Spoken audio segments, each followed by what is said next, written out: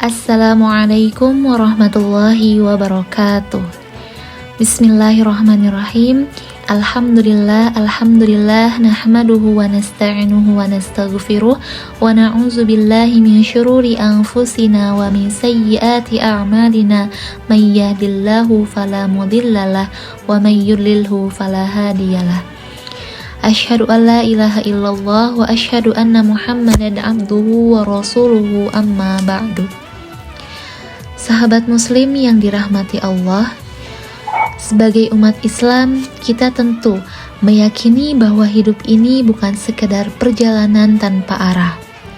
Ada pedoman dan hukum yang senantiasa menuntun agar manusia tidak tersesat. Semua itu bersumber dari ajaran Islam yang berdiri di atas 3 tiang utama: Al-Quran, As-Sunnah, dan Ijtihad. Sumber hukum yang pertama dan paling utama adalah Al-Quran, kalam Allah yang diturunkan kepada Nabi Muhammad SAW melalui malaikat Jibril sebagai pedoman hidup bagi seluruh umat manusia. Al-Quran bukan sekedar bacaan yang indah, melainkan firman Allah yang menjadi petunjuk hidup bagi manusia. Di dalamnya terkandung nilai-nilai tauhid, hukum-hukum syariat, serta pedoman moral dan sosial bagi umat manusia sepanjang masa.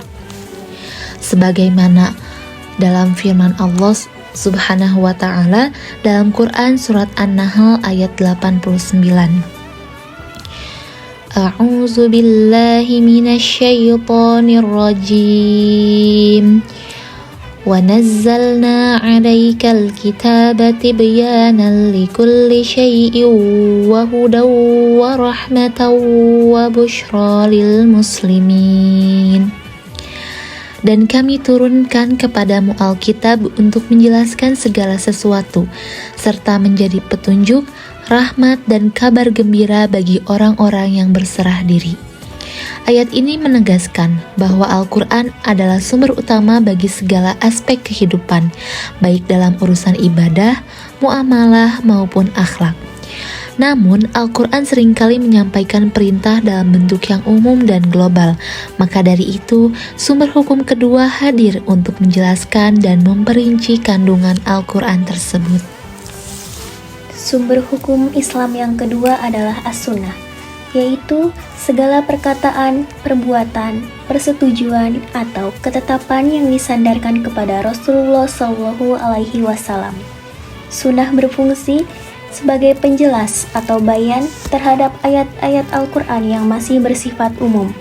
Dengan kata lain, apa yang dibawa oleh Rasulullah SAW merupakan penjabaran praktis dari wahyu Allah Subhanahu wa Ta'ala dalam kehidupan nyata. Sebagaimana firman Allah Subhanahu wa Ta'ala dalam surat An-Nisa ayat 59, A'udzu billahi minasyaitonir rajim. Ya ayyuhalladzina amanu atiullaha wa atiur rasula wa ulil amri minkum. Wahai orang-orang yang beriman, taatilah Allah dan taatilah Rasul serta ulil amri di antara kamu. Ayat ini menegaskan bahwa ketaatan kepada Rasulullah merupakan bagian dari ketaatan kepada Allah, sebab Rasul tidak berbicara atas dasar hawa nafsu, melainkan berdasarkan wahyu sebagaimana disebutkan dalam surat An-Najm ayat 3-4 yang artinya, dan tiadalah yang diucapkannya itu menurut kemauan hawa nafsunya, ucapannya itu tiada lain hanyalah wahyu yang diwahyukan. Melalui As-Sunnah, Rasulullah mencontohkan bagaimana perintah dalam Al-Quran diterapkan dalam kehidupan nyata. Al-Quran memerintahkan sholat, tetapi tata caranya, jumlah rakaat, dan waktunya dijelaskan oleh Nabi. Al-Quran memerintahkan zakat, namun cara perhitungannya dijelaskan melalui sunnah. Oleh karena itu, tidak mungkin seseorang memahami hukum Islam secara sempurna tanpa merujuk pada sunnah Rasulullah SAW.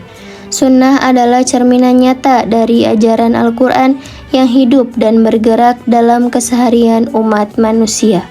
Sumber hukum ketiga adalah ijtihad, yaitu usaha sungguh-sungguh para ulama untuk menetapkan hukum terhadap persoalan baru yang belum dijelaskan secara eksplisit dalam Al-Quran maupun As-Sunnah.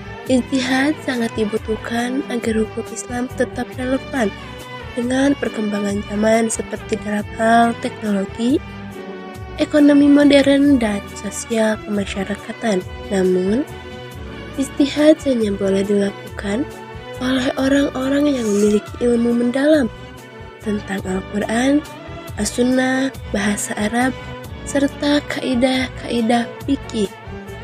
Ijtihad yang dilakukan tanpa dasar ilmu justru bisa menyesatkan, bukan memberikan petunjuk. Sahabat yang dirahmati Allah, 3 sumber hukum Islam, Al-Quran, As-Sunnah, Ijtihad, ibarat 3 pilar kokoh yang menopang bangunan syariat.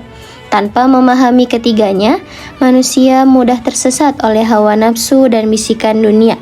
Al-Quran memberi petunjuk ilahi, As-Sunnah memberi contoh nyata, dan Ijtihad memastikan ajaran itu tetap hidup di setiap masa. Semoga kita termasuk orang-orang yang senantiasa berpegang teguh pada ketiga sumber hukum ini, menjadikannya cahaya dalam setiap langkah, dan menjauhi segala bentuk penyimpangan dari ajaran Islam.